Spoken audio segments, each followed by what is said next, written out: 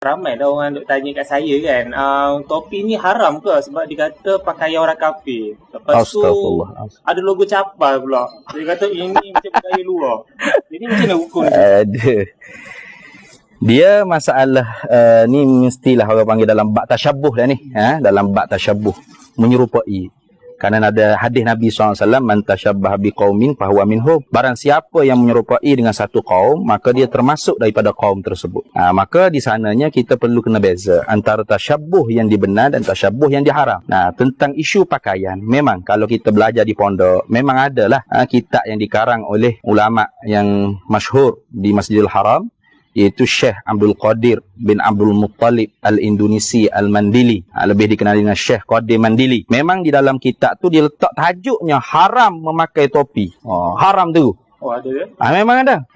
Jadi sebenarnya kita kena faham kenapakah Syekh Qadir Mandili atau ulama-ulama yang sezaman tersebut menulis kitab mengharamkan memakai topi, memakai kok, memakai necktie, memakai seluar. Kita kena faham bahawasanya pada zaman dikarangkan kitab-kitab tersebut ialah zaman penjajah. Zaman penjajah. Jadi penjajah yang membawa pakaian-pakaian seperti ni. Dengan kek, topi apa semua. Jadi di atas dasar membenci kepada penjajah, maka tasyabuh, menyerupai dengan pakaian penjajah pun diharamkan. Itu maksud. Jadi kerana itu diharamkan memakai topi, memakai kok, memakai necktie, memakai reben, memakai seluar. Memang. Kenapa? Kerana wakil realiti semasa itu pakaian tersebut dibawa oleh penjajah. Maka membenci penjajah itu sehingga mengharamkan pakaian yang dipakai oleh penjajah. Baik.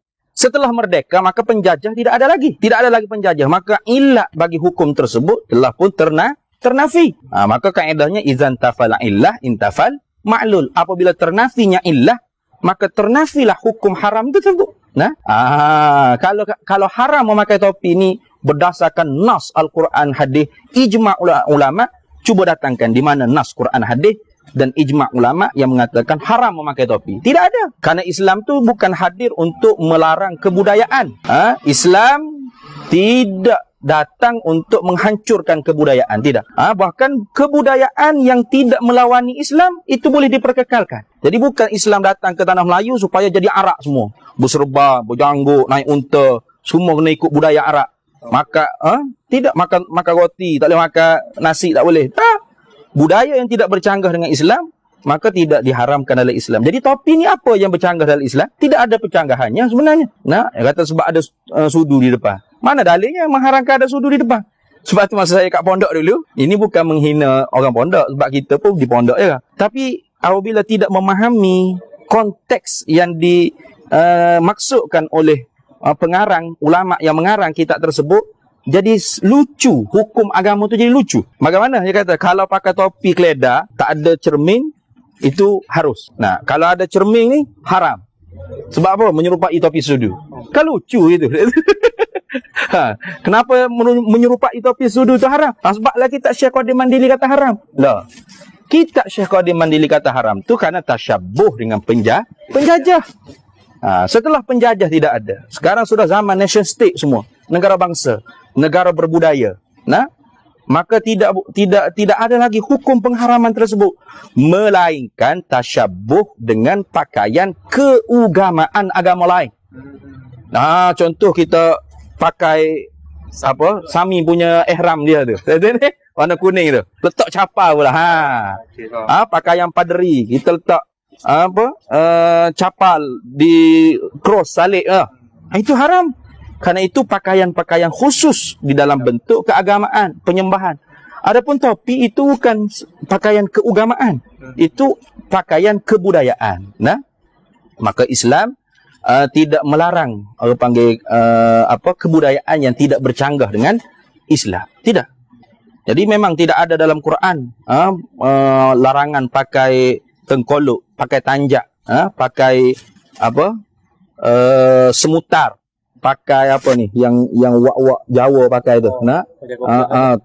Tanjak Jawa dia panggil ni. Memang tak ada dalam Quran. Lepas tu itu kebudayaan Islam ke? Tidak, kebudayaan bangsa masing-masing. Boleh tak kita pakai? Memang boleh. Kenapa boleh? Karena tidak ada larangan dalam Al-Quran. Tanjak kita letak lama capar. No problem, tak ada masalah. Nah, topi kita nak letak dalam baca apa? No problem. Jadi memahami kitab-kitab ulama itu bukan hanya literal. Ini kita kata haram, haram. Tidak. Kita kena faham wakil realiti. Kenapa ditulis kitab tersebut? Di zaman mana kitab tersebut ditulis? Nah, di zaman sekarang ni apakah masih lagi ada keberlangsungan apa yang ditulis tersebut? Itu mesti difahami. Contoh seperti kita belajar bab hamba dalam kitab-kitab fiqh. Nah, kita belajar bab hamba dalam kitab fiqh. Tapi pada zaman sekarang tidak ada lagi sistem perhambaan. Maka tak boleh dilaksanakan. Nah, kita tidak boleh anggap bahawasanya bibik-bibik Indonesia yang kita di rumah kita yang jaga di rumah kita, yang bekerja di rumah kita sebagai hamba. Untuk kita jimak dia, untuk tak boleh. Ini saya belajar kitab fiqh bab hamba. Itu tidak ada lagi hukum sistem perhambaan, maka tidak boleh dilaksanakan. Hamalah. Nah, ini kita kata haram pakai topi. Itu di zaman mana? Zaman penjajah. Jadi kalau penjajah datang lagi yang menjajah kita tu memakai topi, maka dipakai lagi kitab tu. Nah, jadi itu mungkin kesilapfahaman. Nah, teruskan. Pakailah kopiah ke, pakailah topi ke, pakailah apapun, yang penting walibasut taqwa zalika khair. Pakaian yang mendekatkan kita kepada ketakwaan kepada Allah, itulah yang lebih baik. Maknanya kalau kita pakai serban, kita rasa kita mulia, ana khairum minan nas, aku lebih baik pada manusia lain, itu pakaian yang hina. Karena tidak mendekatkan ketakwaan kita kepada Allah. Nah, tapi kalau kita pakai kek, pakai seluar jeans, pakai baju, tapi kita rasa aku ni tak ada apa-apa kelebihan. Itu sesuai dengan Al-Quran. Fala tuzakku anfusakum huwa a'lamu biman ittaqa. Jangan kamu rasa kamu yang paling suci, sok bersih, sok suci, karena Allah yang Maha mengetahui siapa yang paling bertakwa kepada Allah. Maka takwa itu bukan di sini, di sini, di sini, di sini, tidak.